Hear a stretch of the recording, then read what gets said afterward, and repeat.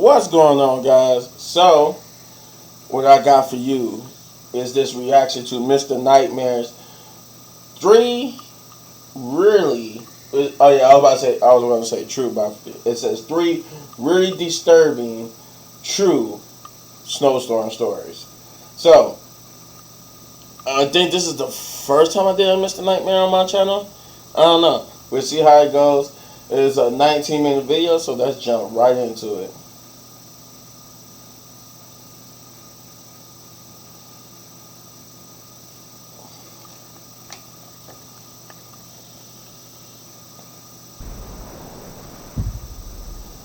The new year is coming up, and a lot of people are looking to break their bad habits with a New Year's resolution that probably won't last long. There's a more efficient way to break your bad habits. I'm talking about today's sponsor, Fume. Not every... I own 3 pieces of real estate today.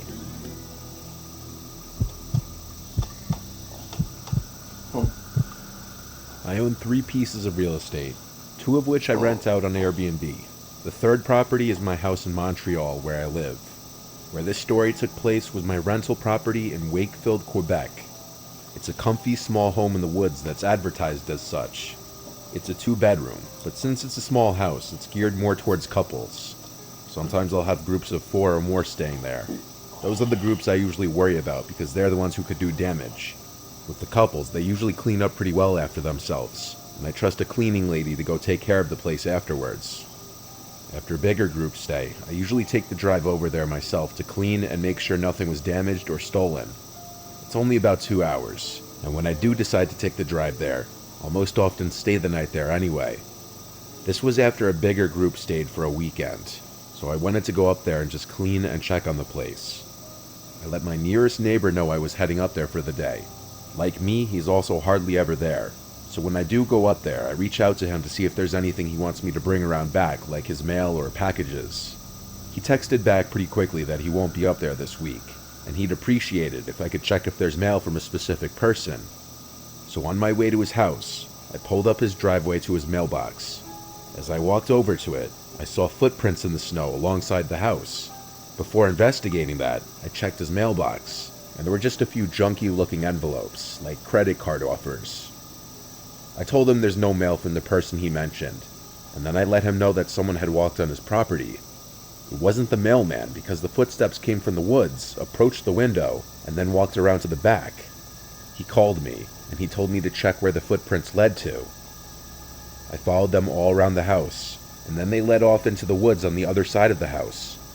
He said as long as they didn't break in, I don't give a shit. So I left and drove the remaining minute up the hill to my house. The second I got out of the car, I noticed a bunch of footprints in the snow around the property. The guests left a couple days ago, and it had snowed there the day before I arrived, so it was a little interesting that their footprints didn't fill in yet. There was more snow coming tonight, so they'd surely be filled by tomorrow. The first thing I did was change the security lock on the front door for the next visitors. Walking into the house, it was kind of a mess. They left the sink full of dishes and glasses, the garbage bin was full, and cans of pop and beer were everywhere. Some guests are like this because they figure, hey, we're paying a cleaning fee anyway.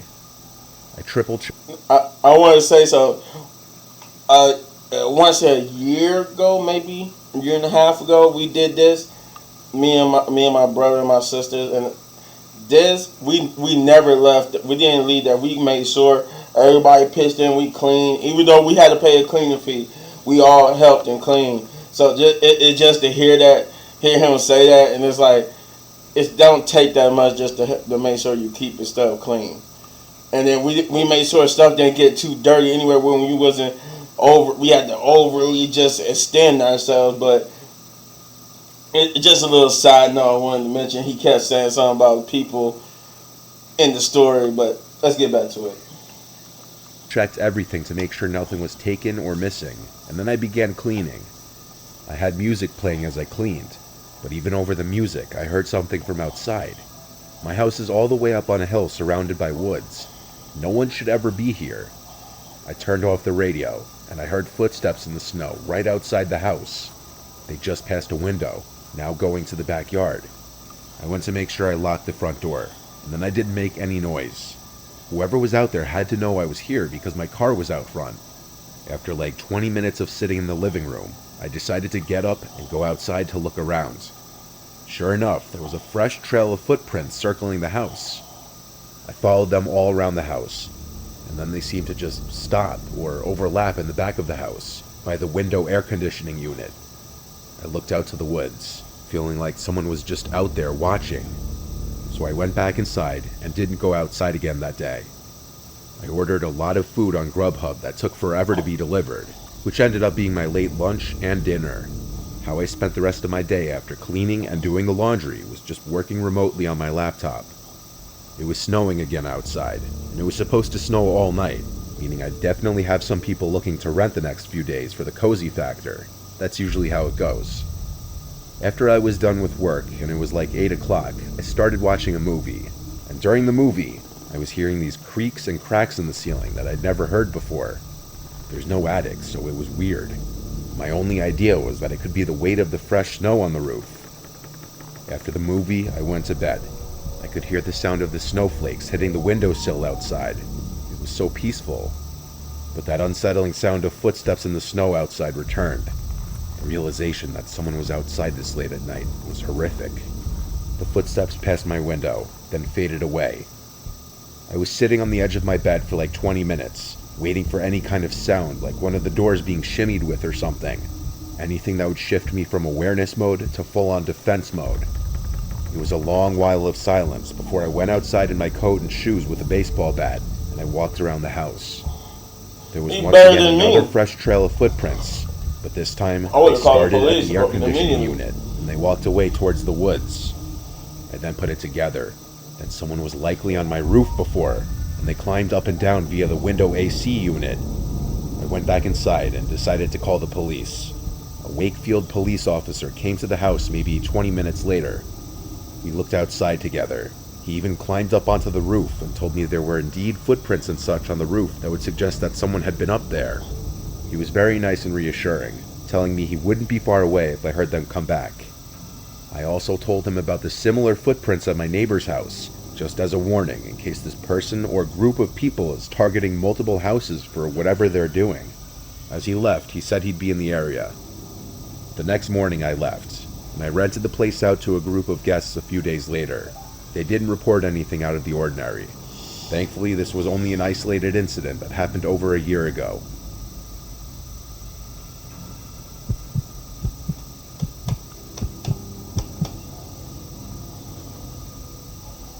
This is something that happened when I was, of course, home alone when I was a kid. I was in the 7th grade. My parents just recently started leaving me home alone. I would just play video games when they would be away. One night my parents were out doing whatever and I was alone, playing video games.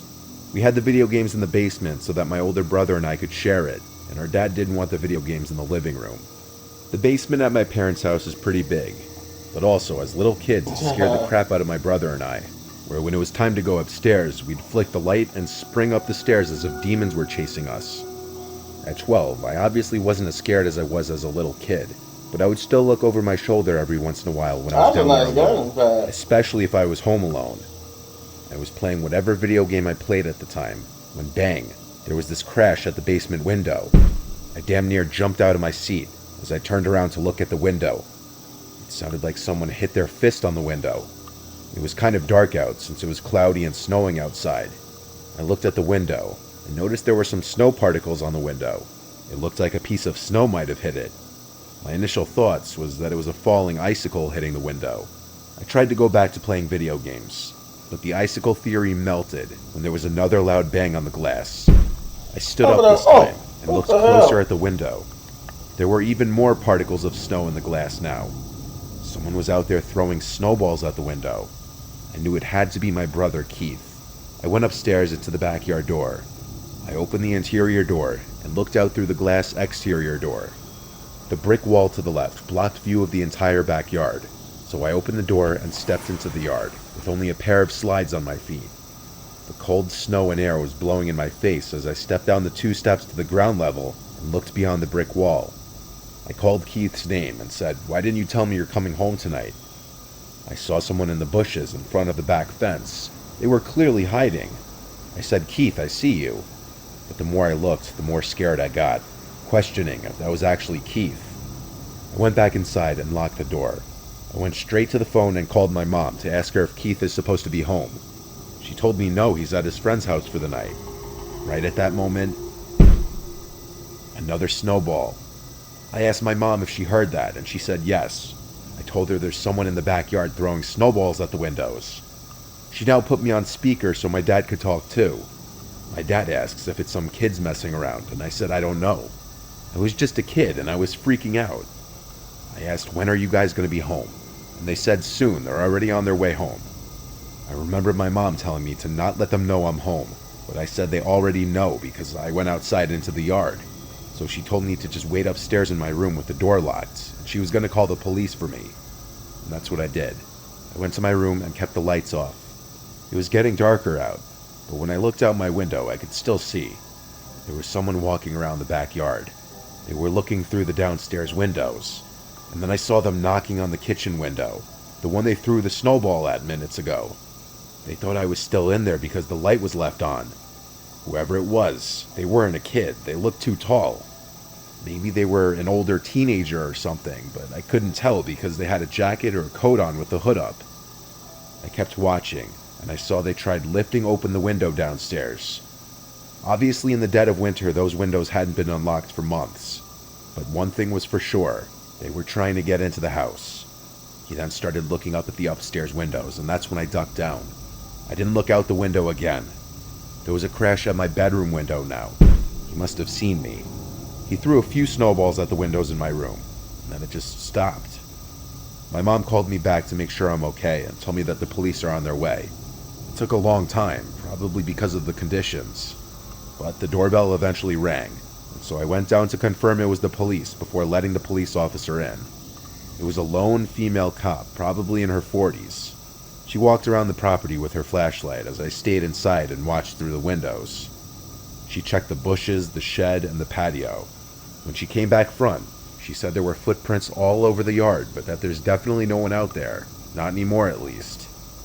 She spoke to my mom on the phone for a few minutes, and then she told me that she's going to wait here until my parents got home. At the end of the day, my parents showed up, the cop left, and I was okay. It may have just been some weirdo or some teenagers playing some messed up prank, though the guy trying to open the window makes me think otherwise. If it were an attempted break-in, it was clearly the dumbest attempt ever after alerting me with the snowballs. I think it was someone that was just trying to scare me, just to be a twisted individual. Yeah, I'm gonna say, yeah, that was like and he was trying to break in, that was the dumbest thing you could do. You alerted the person beforehand. Many years ago, I went with my girlfriend Trish, my friend John, and his girlfriend Katie to the Colorado Rockies in the dead of winter. John is a longtime friend of mine who I love to do outdoor activities with, like hiking, snowboarding, and mountaineering. John's family owns a cabin there, so we stayed there for a couple nights. We picked a weekend with snow in the forecast. When we arrived to the cabin, there was already snow on the ground, but there was more snow in the forecast for the next day. Cabin in the woods. The first night we got there, we all unwinded by jumping in the hot tub and having wine. Hot tub time The scene. cabin is very remote in the middle of the woods. There were small snow flurries falling from the sky that night while we were in the hot tub. It was a sign of what was to come tomorrow. The next day, we all woke up to see it lightly snowing outside, lighter than the forecast had let on. Not much new snow had accumulated on the ground yet, but we still held out hope that it would continue to snow throughout the day. John fueled up the quad his family had in a big shed out back. We had to jump it with my car initially, but when it was up and running, we took turns riding it around the trails on his property. This went on for hours, as his property is massive. It has big openings perfect for drifting and doing donuts, and then it has tight, winding trails to ride through. Throughout this foggy day, it was snowing, but earlier in the day it was a light snowfall. John rode around with Katie for a while Trish and I were outside sledding down this big hill on the property. After a while of this, we all went out for lunch. I took my pickup truck there, so getting around in the snow wasn't an issue. By the time we got back, the girls were ready for a nap. John and I said screw that, and we put on our hiking gear and went into the woods, climbing one of the trails we had been riding around on the quad. Nah, hiking. This trail went way up the mountain though, past John's property, so we began to climb. Both of us are really fit, so we're used to this kind of thing. But for the average person, hiking an uphill in the snow with heavy boots on can get very tiring. We hiked for about half an hour to an hour up the mountain before we made it near to the top. Or at the very least, we stopped at a spot that would have been an amazing view if it weren't so foggy and snowy. All we could see was white. We took a break up here though and sat in the snow. The snow was starting to come down a lot harder now. The forecast was right. I asked John for like the third time, "Are you sure you know how to get back?" And he said yes, absolutely. So he led the way back down the mountain. It was a full-on blizzard at this point, so we picked up the pace. Luckily, going down is a lot easier than going up.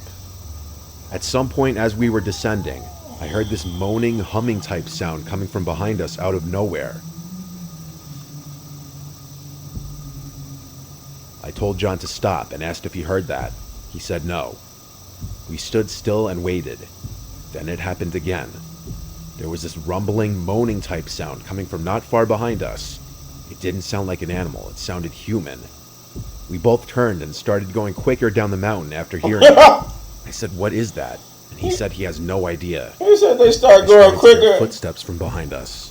I said to John to stop again, and then we stopped and listened. You know how it's dead silent during a snowfall? Well, that's why it was so easy to hear footsteps from behind us. It was so foggy and the forest was so thick, however, that it was near impossible to see whoever it could have been. John said that was definitely not the sound of an animal, and no animals would be following us, especially when we're making noise. I suddenly felt a vibrating in my coat pocket. I took out my phone and saw Trish was suddenly blowing up my phone. She must have been trying to reach me, but I didn't have service until now, and all her texts sent at once.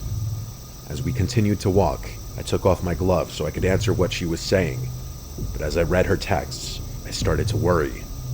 She was asking if that's John and I outside of the cabin, and that they're scared to go out there. I replied the best I could with my wet fingers, "What do you mean?" It didn't deliver. I tried calling, but it went to voicemail. I lost reception again. I told John about the text, and said we have to hurry. All the while, we kept hearing humming and moaning sounds not far behind us. We were basically running at this point, all the way down back to the cabin. Hell no. We finally saw the lights of the cabin through the quickly darkening woods. We got to the cabin and knocked on the door for the girls to let us in. Once inside, the two of them started talking over to each other, trying to explain what happened. Basically, what they told us was that they saw two people walking around outside like 10 minutes ago, one of them stopping by the window and looking in. They were too scared to go over and shut the blinds until we got back, so they stayed hidden in one of the rooms. John went to his dad's room to get a gun. All the blinds were closed now. The problem was we still had to go out for dinner, so John and I went outside after tensions cooled. He brought the gun with us. We looked around quick, then told the girls that it was clear to come to the car. We didn't bother telling the girls about the sounds in the woods because it would just further scare them. We went to a diner, then came right back. We skipped the hot tub tonight and instead had a movie night inside. It was interrupted by a loud and aggressive knock at the door. We all looked at one another, and I could see the fear in everyone's eyes. John grabbed the gun off the table. That's what I was about to say, grab that gun. Whoever was out there knocked again. John asked if he should threaten to shoot them. I said no, we should just remain quiet. There was never a third set of knocks. The girls went to the bedrooms, while John and I stayed in the living room, waiting in silence for about half an hour. He had the gun loaded, though I know he was hoping he wouldn't have to use it. The two of us opted to sleep in the living room that night so that we would be able to hear anything. We made it through the night. The next morning we all packed up. I helped John clean up and put everything back into the shed outside. Then we left. But the really weird part was that there were no footprints at all in the snow outside the next day. It's possible that they were filled in by the new snow, but still, it seemed weird. Whatever was going on there that night couldn't have been good. Hell no, it couldn't have been good, man. What the hell? Oh, next time, don't go into a cabin in the woods. Because it's some weird stuff that be happening. He said they was walking at her. I mean, like, what the hell? I mean, oh hell no, the trip is over. Trip is over. We leaving. They be, no, that just said no. I don't give a damn about no gun. This trip is over. There are people humming in the woods. There are no footprints, but we know people was there. Y'all motherfuckers are crazy. Yeah, I'll have to bounce though, man. I couldn't. All jokes aside, I gotta bounce because hell no. All that seemed fishy as hell. But you let me know in the comments down below what you thought. And if you enjoy my reaction to this, you know what to do, guys. You hit this button right there for all of my season 3 reactions. Also, let me know in the comments down below if you want me to do more Mr. Nightmares. Because I got one more after this. But if you enjoy me reacting to Mr. Nightmares along with Mr. Ballin', let me know. And yeah, if you enjoy the video so much you want to support the channel, hit those buttons. And as always, hit any one of these videos for more of my amazing content. But don't go anywhere. Got more for you. Peace.